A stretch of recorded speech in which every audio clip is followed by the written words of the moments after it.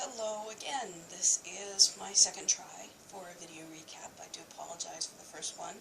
Sound quality was not good, but hopefully using my tab will improve things. So without further ado, starting with episode 6, Eric is still holding that lovely jaw of the Yakuza that he had torn off in the previous episode, and he's kicking ass with it. He's going through the Yakuza, not letting go of that jaw for anything. Pretty pissed. He's pretty pissed. And by the looks of it, he was getting exhausted. And he was ready to go full force. But then, of course, he sees Pam in silver chains and realizes that, he's got to stop. So, he and Pam are captured by the Yakuza and the True Blood company that I mentioned as Nakatomi in my previous video. I know it's not Nakatomi.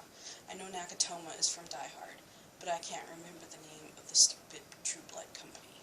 So, it's going to be called Nakatomi. Alright. So, they're captured, they're at the headquarters, they're in a room with a view. And dawn is set to come up in about an hour. So they're left in there to think about what the hell they're doing here. Is this finally the true death for them? As Eric says to Pam, our first sunrise together. Aw, how cute. But we don't want that for them. So, meanwhile, over at the Compton residence, Jess overhears Beale on the phone and finds out that he is infected with Hep V. Of course, he doesn't say anything to her because he is Beale and he is a jerk. And so she has to be left alone to cry and freak out and wonder what the hell's going on and call Jason, who has just had some pretty terrifying makeup sex. Only they didn't say it was a makeup sex because they didn't have a fight, but both of them know what happened last week when Jessica and Jason got it on and Violet overheard. And so when Jason shows up at his house, he's reluctant to go in. When he does go in, the whole place is like candles and rose petals and so very un-Violet-like. So, yeah. But Jason being Jason just went with it, so. But, after Jessica overhears Bill, she calls Jason because she wants to speak to Sookie. Why she didn't call Sookie, I don't know. But I guess Jason's her go-to guy right now. She feels comfortable with him, so therefore she will call him. And she does. And of course he says, I'll be right over. And after he leaves, Violet gets violent and tears her little basement boudoir apart. Yeah, so I'm sure that'll work out perfectly in the end. On another front, we have Adeline and Wade, two teenagers in love, who are about to become step-siblings. But they don't care. They have hormones. Adeline's, I'm sure, are 1,000 times worse than Wade's, being half fae, but they're in love. And Andy and Holly are not really keen on this, and because of that, Adeline and Wade run away. As teenagers will do. They'll run away. And I'm sure that's gonna work out as well. Everything works out on this show, right? Hey. Okay, so Sam, my boy, what are you doing with this boring, whining twit? Okay, I know she's carrying your kid, but oh my god, just get rid of her, let her go. If you want visitation, have visitation.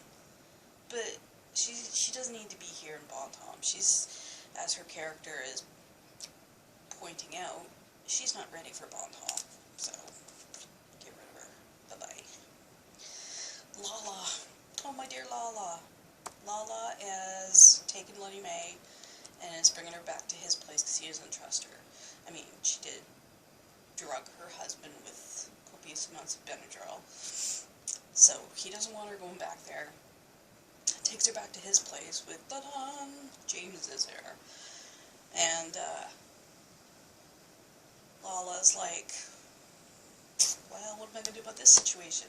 Of course, Letty May starts talking to Tara after she finds out James is a vampire. And of course, James is all pro-drug. So he pops up his little wrists and is all, alright, let you all go for a trip, I'll go to sleep. It'll be good. So naturally, Lala gives in and goes on a James V trip with Letty May. And lo and behold, they both find Tara in the white flowing gown, and she's running through the bayou, and they chase her. And they chase her all the way to what purports to be the Thornton old homestead, and Tara is digging furiously in the yard. So this is a symbol of some sort. She wants them to know something, and just as they're about to, I guess, clue in, Reverend wakes them up, and he's not happy. So he lets them know,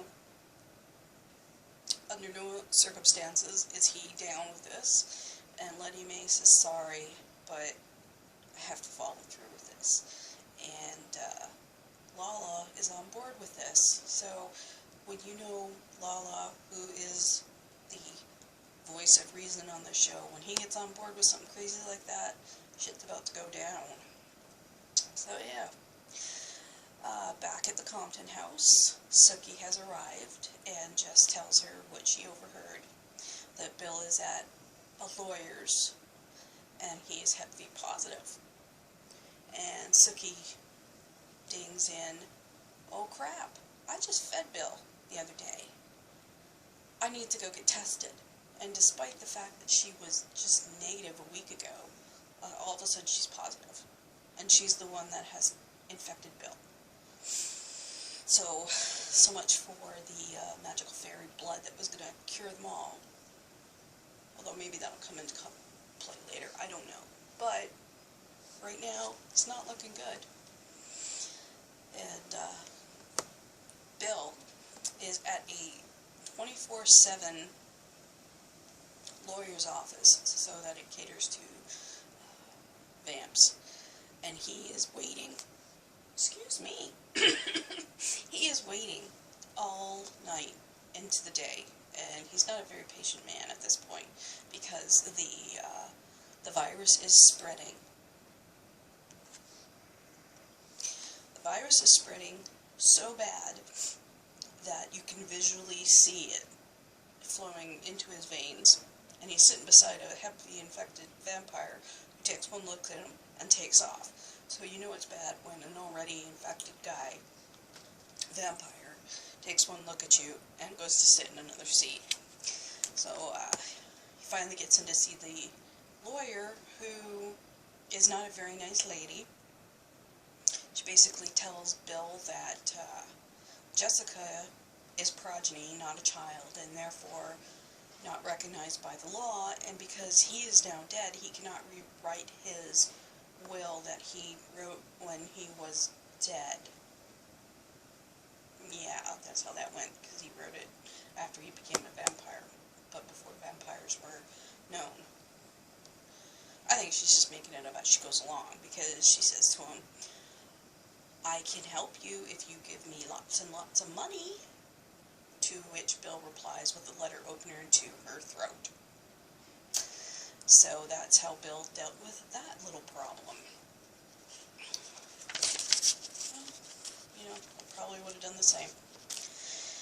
Back at the Nakatomi office, Japanese cowboy guy comes in and he's all, we know you know where Sarah is, and Eric's all, no I don't, and Pam's all, Eric, and Eric's all, shut up Pam. And round they go, and eventually they make a deal and reveal that, you know, Sarah's got a sister who's a vampire and lives here in Dallas, so let's all go find her. And so they do. And in the meantime, Sarah is telling her sister, who is extremely pissed off, as one would be if your sibling got you infected with a fatal disease, that she is the creator of all this bad shit that has gone down, and she doesn't want to hear any of Sarah's platitudes. But Sarah is a Buddha now. And because Sarah's a Buddha, everyone's a Buddha.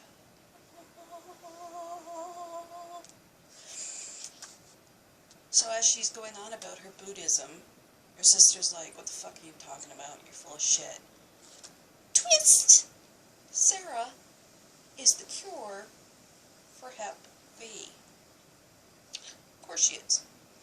Back when shit was going down at the vampire prison complex internment center, when Sarah was running away from everyone, she had a nice little vial of the cure for Hep V in her little smart little white suit, and she drank that shit down, and now she is the cure because it is coursing through her blood. And yeah, so she's the creator and the savior of the vampire, or she's the creator of the vampire demise and the savior of them as well. How poetic, True Blood. So that all goes down. You know, Jessica and Sookie are having a hug it out, love it out, thick session.